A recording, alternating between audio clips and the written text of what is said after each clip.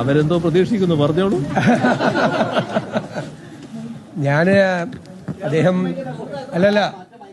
ഞാൻ അദ്ദേഹത്തെ കാണാൻ വന്നത്, അദ്ദേഹം കേരളത്തിലെ രാഷ്ട്രീയ നേതാക്കളിൽ ഏറ്റവും സീനിയറായിട്ടുള്ള ഒരാളാണ്. 10 വർഷം മുഖ്യമന്ത്രിയായിരുന്ന ആളാണ്. 16 വർഷം പാർട്ടി സെക്രട്ടറി ആയിരുന്ന ആളാണ്. പരിണതപ്രജ്ഞനായ ഒരു രാഷ്ട്രീയ നേതാവാണ്. അപ്പോൾ നമ്മളൊരു പ്രധാനപ്പെട്ട ദൗത്യം ഏറ്റെടുക്കുകയാണ്. മാത്രമല്ല, അദ്ദേഹം പ്രതിപക്ഷ നേതൃസ്ഥാനത്തേക്ക് കൂടി വരികയാണ്. നമ്മുടെ കേരളത്തിന്റെ കാര്യങ്ങൾക്ക് വേണ്ടിയിട്ട്, പ്രധാനപ്പെട്ട കാര്യങ്ങൾക്ക്, എല്ലാ കാര്യങ്ങൾക്കും ഒരുമിച്ച് നിൽക്കാൻ പറ്റില്ല. രാഷ്ട്രീയമുണ്ട്, ഉറപ്പായിട്ടും. പ്രധാനപ്പെട്ട കാര്യങ്ങൾക്ക് വേണ്ടിയിട്ട് ഒരുമിച്ച് നിൽക്കാൻ നമുക്ക് പറ്റണം. അത് പറ്റുമെന്നാണ് എൻ്റെ പ്രതീക്ഷ. ആ കാര്യത്തിൽ അദ്ദേഹത്തിന്റെ പിന്തുണ കൂടി ഞാൻ അഭ്യർത്ഥിച്ചിട്ടുണ്ട്.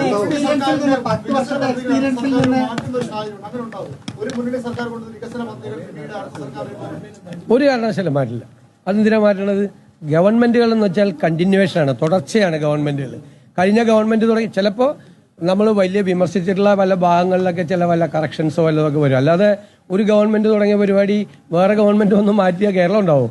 അതൊന്നും ചെയ്യില്ല. അതിപ്പോ ഞങ്ങൾ തമ്മിൽ അകത്തിരുന്ന് സംസാരിച്ചത് നിങ്ങളോട് ഒന്ന് പുറത്തു പറയാൻ പറ്റുമോ? ഞാൻ അദ്ദേഹത്തെ സത്യപ്രതിജ്ഞയ്ക്ക് ക്ഷണിച്ചു. തീർച്ചയായിട്ടും. ഇത് മതി. ശരി. മതി. പിന്നെ പറയാം. ഇനി ഇദ്ദേഹത്തെ പോകാൻ അനുവദിച്ചു.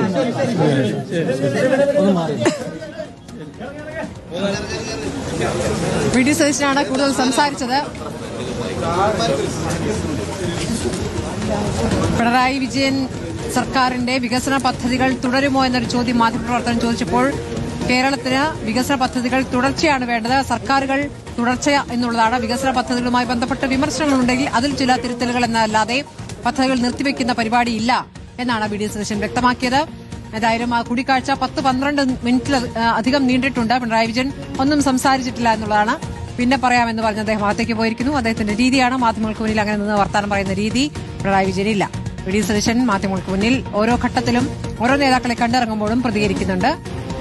റഹീസ് ഒരു 10-15 മിനിറ്റോളം നീണ്ട കൂടിക്കാഴ്ചയാണ്. അതിനുശേഷം ഈ നേതാക്കൾ വന്ന് പുറത്തേക്ക് ഇറങ്ങുമ്പോൾ സൌഹാർദ്ദപരമായ കൂടിക്കാഴ്ചയിൽ വി.ഡി. സതീശനാണ് കാര്യങ്ങൾ മുഴുവൻ വിശദീകരിച്ചത്.